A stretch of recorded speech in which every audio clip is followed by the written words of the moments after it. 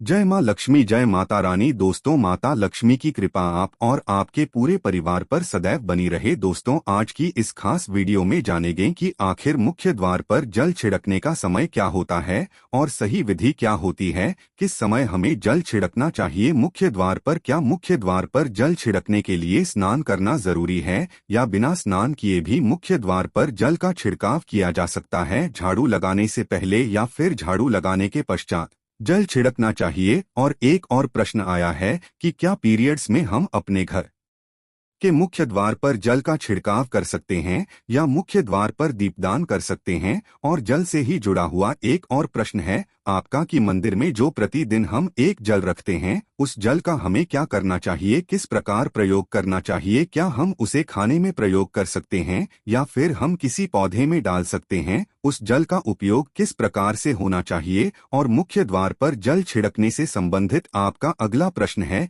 कि कई ऐसे लोग हैं जो कि फ्लैट में रहते हैं, कुछ ऐसे लोग हैं जो कि किराए के मकान में रहते हैं, एक ही कमरे में रहते हैं, तो उन्हें अपने घर पर मुख्य द्वार पर दीपदान किस प्रकार से करना चाहिए, जल किस प्रकार छिड़कना चाहिए, मतलब वो किस जगह को मुख्य द्वार मानकर वहां पर मुख्य द्वार से जुड़े हुए उपाय करें। तो आज की वीडियो पूरी तरह से आपके प्रश्नों पर ही आधारित है, इसलिए बहुत महत्वपूर्ण है, पूरा जरूर देखिए। और यदि आपको आज की वीडियो अच्छी लगे तो इसे लाइक भी जरूर कीजिए, क्योंकि आपके लायक आपके कमेंट्स ही मेरे लिए एकमात्र जरिया हैं जिनसे मुझे पता चलता है कि आपको यह वीडियो अच्छी लगती है और आपके लिए वीडियो उपयोगी है।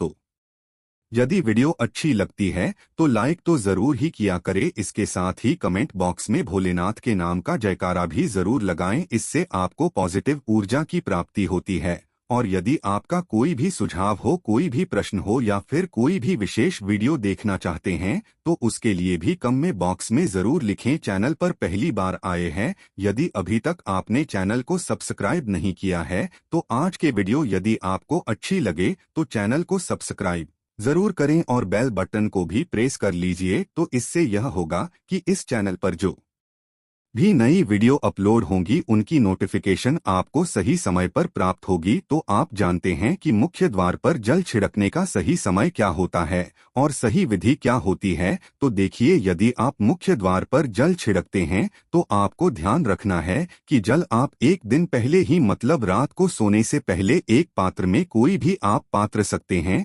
जैसे कि आप एक तांबे का भी पात्र ले सकते हैं, तांबे का ना हो तो आप पीतल का ले सकते हैं, स्टील का ले सकते हैं, चांदी का ले सकते हैं, जो भी पात्र आपके पास उपलब्ध हो। एक लोटस में थोड़ा सा गंगाजल डाल दीजिए और उसके ऊपर शुद्ध जल भर दीजिए। और हाँ, गंगाजल ना हो तो भी परेशान होने की आवश्यकता नहीं है, सिर्फ शुद्ध जल से भी आप पत्र को भर सकते हैं। जल से भरे पात्र को अपने घर की रसोई में रख दीजिए। अब जैसे कि आप अगले दिन सुबह उठकर इस जल का छिड़काव अपने घर के मुख्य द्वार पर करेंगे। अब बहुत से भक्तों के प्रश्न आए हैं कि क्या हम स्नान से पहले ये जल छिड़क सकते हैं या फिर स्नान करना जरूरी है। देखिए, मुख्य द्वार पर जो सुबह सवेरे सबसे पहले जल छिड़का जाता है, जैसे कि जो रसोई में रखा हुआ जल होता है, ये एक तरीके से उपाय के तौर पर किया जाता है। घर में किसी भी प्रकार की परेशानी हो, किसी भी प्रकार के दुख दर्द रहता हो, गरीबी हो या फिर कलर बहुत अधिक रहता है, मतलब किसी भी प्रकार की नेगेटिव ऊर्जा से आप परेशान हैं, बहुत समय से परेशानियों में ही घिरे हुए हैं,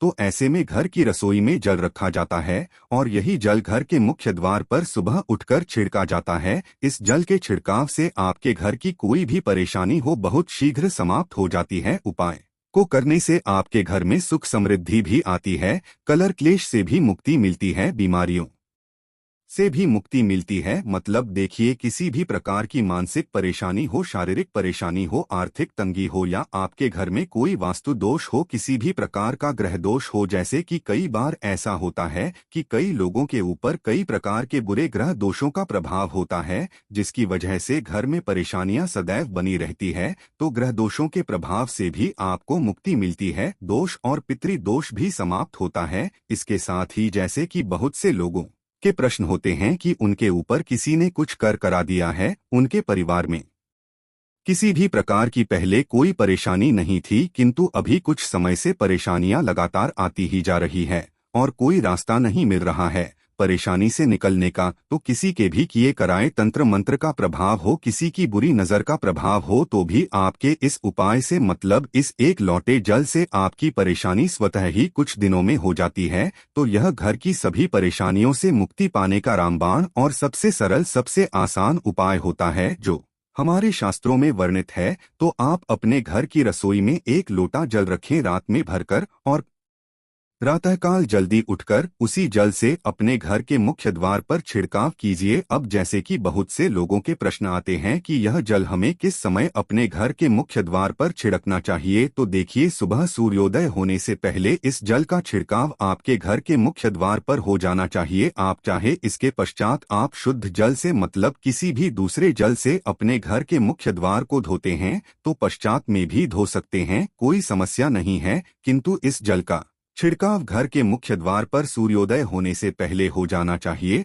और अब जैसे आपका अगला प्रश्न है कि क्या हमें स्नान करके इस जल का छिड़काव अपने घर के मुख्य द्वार पर करना चाहिए या फिर बिना स्नान किए भी कर सकते हैं। ये जो हम जल छिड़कते हैं मतलब ये एक उपाय होता है, तो इसे हम स्नान करने के पश्चात नहीं करते हैं। सुबह जल्दी उठते हैं और उठकर सबसे पहले घर की रसोई में जाएंगे, उसके पश्चात उस जल को लेकर आप घर के मुख्य द्वार पर जाएंगे। मुख्य द्वार खोलकर मतलब मेन गेट खोल दीजिए और उसके पश्चात मुख्य द्वार पर किसी जल का छींटा दीजिए, छिड़काव कर दीजिए। और जल का छिड़काव करते समय अपने पितरों का ध्यान कीजिए, माँ का ध्यान कीजिए, क्योंकि कहा जाता है कि सुबह सुबह माँ लक्ष्मी प्रत्येक द्वार पर आती है, सबके द्वार पर आती है। जिनके भी द्वार खुले होते हैं, जिनके घर में जल का छिड़काव मुख्य द्वार पर हुआ रहता है, उसके घर में वह प्रवेश कर जाती है। तो माँ लक्ष्मी का अपने मन में ध्यान कीजिए और एक तरह से प्रार्थना कीजिए कि हे माँ लक्ष्मी, आप मेरे घर में प्रवेश करें, मैं आपका स्वागत करने के लिए तैयार हूँ। और इसके पश्चात अपने पितरों का ध्यान कीजिए, क्योंकि हमारे घर की जो दहलीज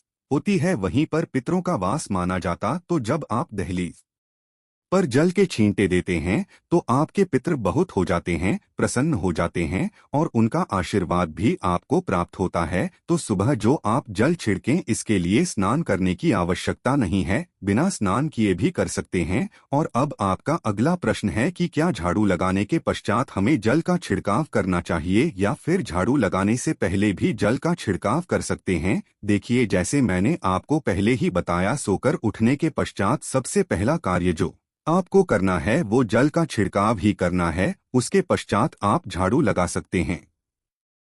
किंतु एक चीज का ध्यान रखिए, जब हम सोकर उठते हैं तो सबसे पहले बिस्तर पर बैठे हुए ही अपने दोनों हथेलियों को जोड़कर और दोनों हथेलियों को सामने से जोड़कर पूरी हथेली को देखा जाता है, उसमें माँ लक्ष्मी का ध्यान किया जाता है। उसके साथ ही पंच देवताओं का ध्यान किया जाता है। देवता कौन कौन से होते हैं? माँ दुर्गा, भगवान शिव, भगवान श्री हरि, विष्णु, गणपति, गजानन और भगवान सूर्य देवता। पंच देवताओं का ध्यान हम अपने हाथों में ही करते हैं, हथेलियों में ही करते हैं। करा करे वास्ते लक्ष्मी करमदेह, सरस्वती करमूले तू गोविंदा। प्रभाते हैं प्रदर्शन। हम इस मंत्र का उच्चारण आप चाहें तो कर सकते हैं, नहीं करते हैं तो भी कोई बात नहीं। अपने इष्ट देवता का और पंच देवताओं का ध्यान अपनी हथेलियों में कर लीजिए। उसके पश्चात दोनों हाथ जोड़कर सभी देवी देवताओं को प्रणाम किया जाता है और उसके पश्चात अपने हाथ से पृथ्वी का स्पर्श करते हैं, धरती को छूकर प्रणाम करते हैं 2 बार या 3 बार। और उसके पश्चात अपना दाहिना पांव पृथ्वी पर रखते हैं, धरती पर रखते हैं। उसके पश्चात ही बाकी के जो सभी कार्य होंगे वो उसके पश्चात ही किए जाएंगे। जल का छिड़काव आप उसके पश्चात ही करेंगे। सुबह उठने के पश्चात सबसे पहले हथेलियों के दर्शन, धरती को प्रणाम कीजिए, फिर धरती पर पैर रखिए और उसके पश्चात रसोई में जाकर आपको जल लेना है और घर का मुख्य द्वार खोलकर मुख्य द्वार पर जल का छिड़काव करना है, माँ लक्ष्मी का और अपने पितरों का ध्यान करना है। उसके पश्चात आप अपने घर में आ जाएंगे और उसके पश्चात जो भी आपके रूटीन वर्क होते हैं,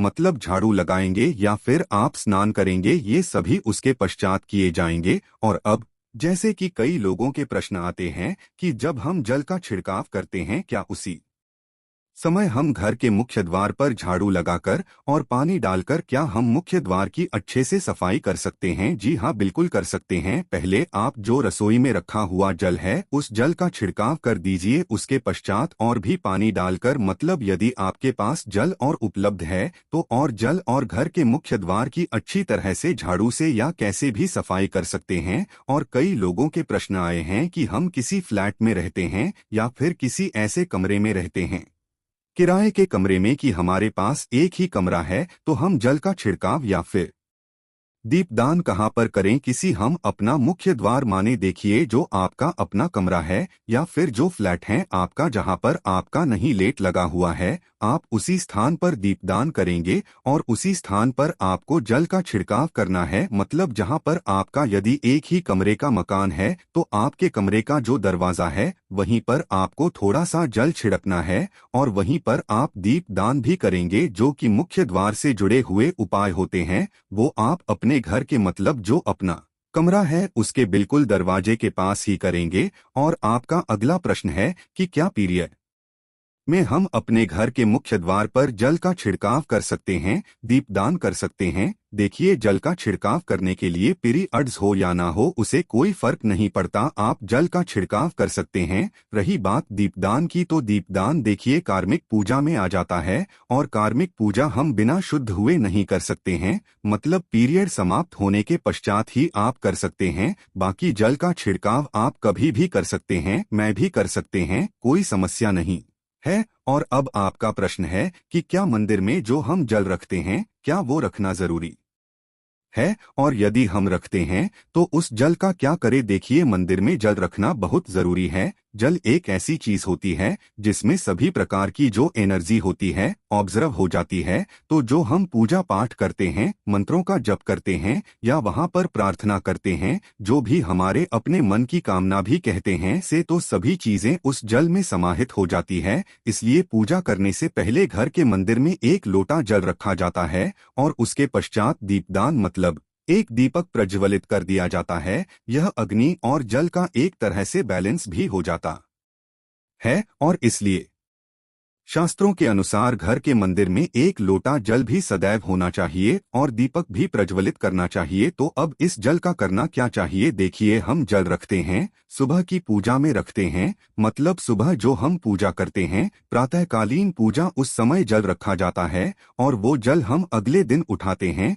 मतलब जब आप अगले दिन पूजा करने जाते हैं स्नान इत्यादि करने के पश्चात, तो आप उस जल को उठाते हैं। सबसे पहले तो उस जल का प्रयोग सुन लीजिए, आप अपने घर के सारे कमरों में, मतलब पूरे घर में उस जल का छिड़काव करते हैं। इससे आपके घर का शुद्धिकरण हो जाता है क्योंकि वो बहुत ही पॉजिटिव एनर्जी से भरा हुआ जल होता है। उस जल का छिड़काव करने से किसी भी प्रकार की नेगेटिव ऊर्जा का प्रवेश आपके घर में नहीं होता। किसी भी प्रकार की परेशानी आपके घर में हो, यदि आप नियमित तौर पर उस जल का छिड़काव करें अपने घर में, तो निश्चित ही आप परेशानियों से मुक्ति पा जाते हैं। कि ये कराएं, तंत्र मंत्र के प्रभाव से मुक्ति पा जाते हैं। इसका उपाय आप कर सकते हैं, जैसे कि घर में कोई बीमार है तो आप इस जल को उस व्यक्ति को पीने के लिए दे सकते हैं और ये जल इतना पावरफुल होता है कि इस जल को पीने से बड़ी बीमारियों से, मतलब लंबी बीमारियों से भी धीरे धीरे राहत मिलने लग जाती है। कई बार होता है ना कि आप लोगों के प्रश्न आते हैं कि दवाई तो हम कर रहे हैं किंतु दवाई हमें लगती ही नहीं है, दवाई का कोई प्रभाव ही देखने को नहीं मिलता। तो ऐसे यदि उस जल को पीने के लिए रोगी को दिया जाए तो बहुत अच्छी दवाइयां काम करने लग जाती है। और जैसे कि परिवार में यदि बहुत अधिक कलह क्लेश रहता है, सदैव आपस में सामंजस्य बनता ही नहीं है, आपस में हर बात पर मतभेद होता है, तो परिवार के सभी सदस्य इस जल में से यदि थोड़ा थोड़ा पीते हैं तो धीरे धीरे विचारों में परिवर्तन आने लग जाता है। पॉजिटिव विचार सभी के होने लग जाते हैं और आपस में समन्वय होने लग जाता है। कलह, क्लैश और मतभेद सदैव के लिए समाप्त हो जाता है। और मंदिर में रखे हुए जल का अगला उपाय क्या है? देखिए, यदि आप कोई दुकान करते हैं, कोई व्यापारिक स्थल है आपका, तो प्रतिदिन इसी जल में से थोड़ा सा जल ले जाकर दुकान पर, व्यापारिक स्थल पर छिड़काव कीजिए। इससे आपका दुकान, आपका काम बहुत अच्छा चलता है, मतलब किसी भी प्रकार की परेशानी आपके व्यापारिक स्थल पर नहीं आती है। यूं कि जैसा मैंने आपको बताया, ये जो जल होता है बहुत पावरफुल होता है, बहुत पॉजिटिव होता है। तो इस जल का करने से बहुत सारी परेशानियां स्वतः ही समाप्त हो जाती है। जैसे यदि आपके दुकान पर किसी की नजर लगी है, बहुत से लोगों के प्रश्न आते हैं कि हमारे काम को किसी ने बांध दिया है, मतलब किसी की बुरी नजर ऐसी लग गई है कि पहले तो दुकान बहुत अच्छी चलती थी, अब नहीं चल रही है। तो आप इस उपाय को कर सकते हैं। निश्चित ही बहुत जल्द ही आपको परेशानियों से मुक्ति मिल जाती है और दूनी रात चौगुनी आपके व्यापार में तरक्की होती है। और मंदिर में रखे हुए जल को आप अपने घर की रसोई में खाना बनाने में, पीने में भी प्रयोग कर सकते हैं, किंतु खाना बनाने में प्रयोग तभी कीजिए जबकि आपके घर में बिल्कुल सात्विक भोजन बनता हो, मतलब लहसुन प्याज यदि आपके घर में बनता हो तो खाना बनाने में इस जल का प्रयोग नहीं किया जा सकता है। फिर आप इस जल को थोड़ा थोड़ा परिवार के सदस्य मिलकर ग्रहण कर सकते हैं और बचे हुए जल को आप अपने घर में पौधों में डाल सकते हैं। तो देखिए, ऐसा नहीं है कि मंदिर पर रखा हुआ जल बेकार होता है, किसी काम का नहीं होता है। बहुत सारे उपयोग इस जल के होते हैं। यदि हम सही तरीके से प्रयोग करें तो अपने जीवन की बहुत सारी परेशानियों का समाधान मात्र इसे एक लौटे जल से हम कर सकते हैं। तो ध्यान रखिए कि मंत्रों से अभिमंत्रित जल बहुत महत्वपूर्ण होता है, बहुत शक्तिशाली होता है।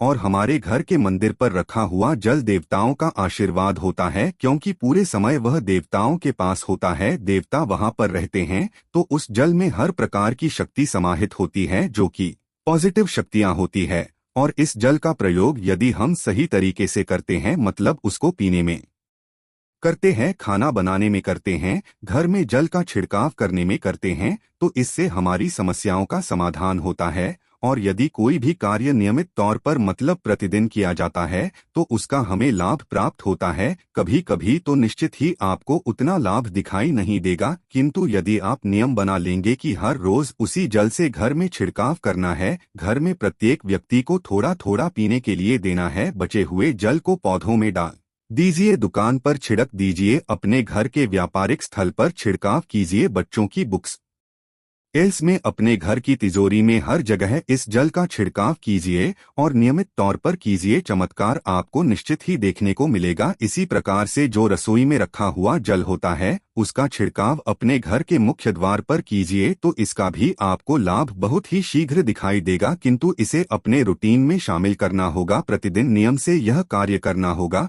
तभी आपको लाभ देखने को मिलेंगे। और हाँ, कई लोगों के प्रश्न आते हैं कि मंदिर पर जो रखा हुआ जल होता है, तो जब हम अगले दिन उठाते हैं तो उसमें कई बार कुछ चीजें पड़ जाती है, ही कीड़े मकोड़े पड़ जाते हैं, क्योंकि खुला होता है। तो क्या हम उसे ढक सकते हैं? जी हाँ, बिल्कुल ढक सकते हैं। जब आप पूजा करते हैं सुबह के समय, तो जब तक पूजा कर रहे हैं, जब तक मंत्रोच्चारण कर रहे हैं, तब तक जल खुला रखिए। और उसके पश्चात जैसे कि आप पूजा पर से उठते हैं, तो उससे पहले जल को किसी भी प्लेट से या कटोरी से ढक दीजिए। फिर जब आप अगले दिन उस जल को उठाएंगे तो बिल्कुल शुद्ध और साफ सुथरा जल आपको मिलेगा और उस जल का प्रयोग आप अपने किसी भी कार्य में कर सकते हैं। आशा है कि आज की इस प्रस्तुति में बताई गई जानकारी आपको अच्छे से समझ आ गई होगी। वीडियो अच्छा लगा हो तो एक लाइक अवश्य कर दें। धन्यवाद वीडियो के अंत तक बने रहने के लिए।